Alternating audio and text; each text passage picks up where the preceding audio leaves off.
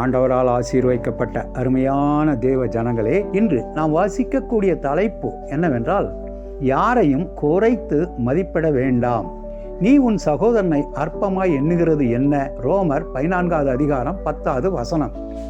சக மனிதர்களை அற்பமாய் எண்ணும் தீய பழக்கம் நம்மிடையே இருந்து கொண்டு வருகிறது. அது நமக்கும் நம்மால் பாதிக்கப்படுகிறவர்களுக்கும் நல்லது அல்ல. பிறரை நாம் அற்பமாய் எண்ண பல காரணங்கள் உள்ளன. வயது, கல்வி தகுதி, பணம், அந்தஸ்து, ஜாதி, பதவி என்று அந்த பட்டியல் நீண்டு கொண்டே போகலாம். இதன் நிமித்தம் சிலரை அற்பமாய் எண்ணி அவர்களுக்கு மனதளவிலும் வேறு பல விதங்களிலும் துன்பங்கள், துயரங்களை கொடுத்துவிட்டு பின்னர் அதை எண்ணி மனஸ்தாபப்படுகிறோம்.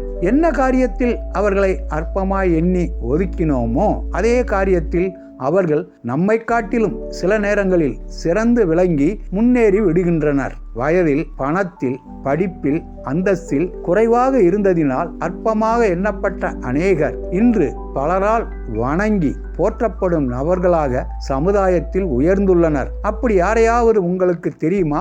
ஒருவேளை நாமும் அதில் அற்பமாக எண்ணப்பட்டு இப்பொழுது தேவனுடைய கிருபையால் உயர்வான நிலையை அடைந்திருக்க கூடும். உளவியல் துறை வல்லுனர் இக்ஃபில் மக்கிராவ் என்பவர் 12 வயதாக இருக்கும் பொழுது வசிக்க வீடு இல்லாமல் அவரும் அவரது அப்பாவும் கார் ஒன்றில்தான் ஒவ்வொரு இரவையும் பல ஆண்டுகள் கழித்து வந்தனர். அப்படி இருந்தாலும் கல்வி பயின்று உளவியல் துறையில் பட்டம் பெற்று முனைவர் பட்டமும் பெற்றார். இப்பொழுது அவர் உலகில் தலை சிறந்த உளவியல் வல்லுநர் மட்டுமல்லாமல் 28 கோடி டாலருக்கும் மேலாக சொத்துக்கு சொந்தக்காரரும் ஆவார். காரில் தங்கி எங்காவது குளித்து உண்டு படித்து வந்த வயதில் அநேகர் அவரை அற்பமாகவும் ஏளனமாகவும் பார்த்தனர். இப்பொழுது அவரை காண்பதற்கு அநேகர் தேடி வருகின்றனர். அவரை சந்தித்து ஆலோசனை பெற முன்னதாக அனுமதி பெற வேண்டும், கட்டணமும் செலுத்த வேண்டும். நாமும் சில நேரங்களில்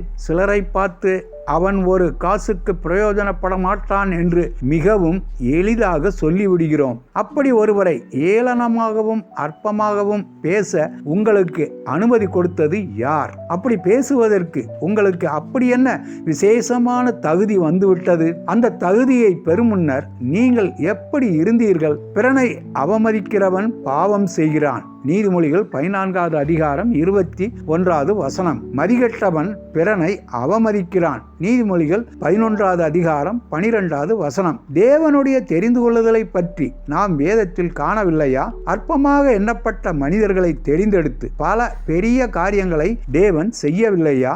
இந்த உதாரணத்திற்கு வேதாகமத்தில் பஞ்சம் இல்லையே. உள்ளவைகளை அவமாக்கும்படி உலகத்தின் இழிவானவைகளையும் அற்பமாய் எண்ணப்பட்டவைகளையும் இல்லாதவைகளையும் தேவன் தெரிந்து கொண்டார். 1 கொரிந்தியர் 1வது அதிகாரம் 28வது வசனம். கர்த்தருக்கு ஸ்தோத்திரம். நாமும் அவர்களில் ஒருவராகத்தான் இருக்கிறோம். இன்றைய வாக்குத்தத்தம், பூமியை சுதந்திரித்துக் கொள்வதற்கு அவர் உன்னை உயர்த்துவார். சங்கீதம் 37வது அதிகாரம் 34வது வசனம்.